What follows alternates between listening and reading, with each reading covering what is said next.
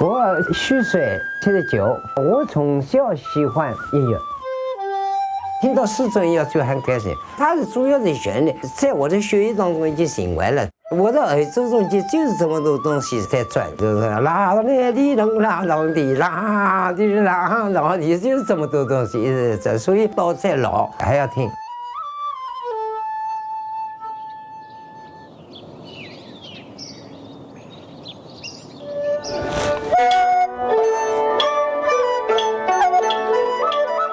交响诗主要的就8件乐器，演奏主旋律的是笛子跟二胡。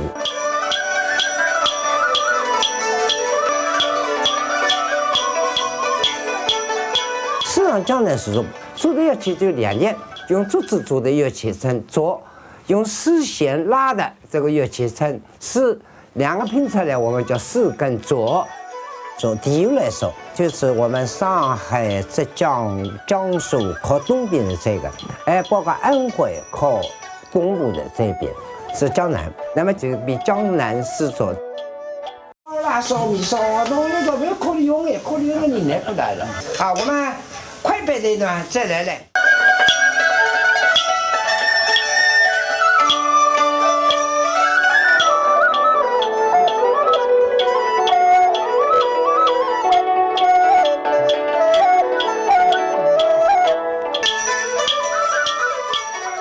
这些老人我感到进得很早，无疑通过音乐这个能够延年益寿，自己来锻炼身体，也开阔自己的思维。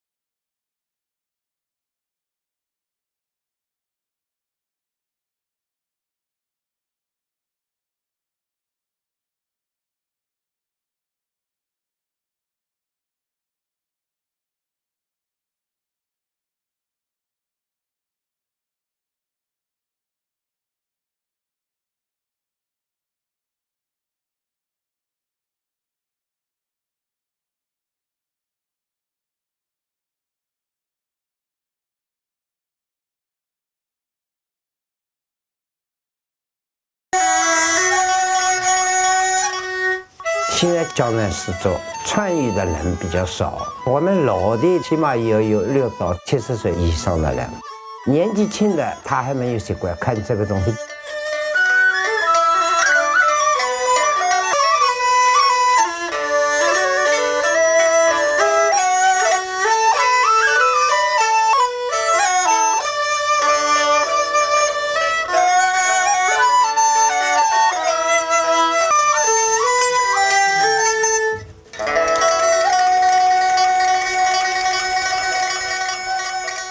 现在能力还可以，身体也可以，那么还要传染。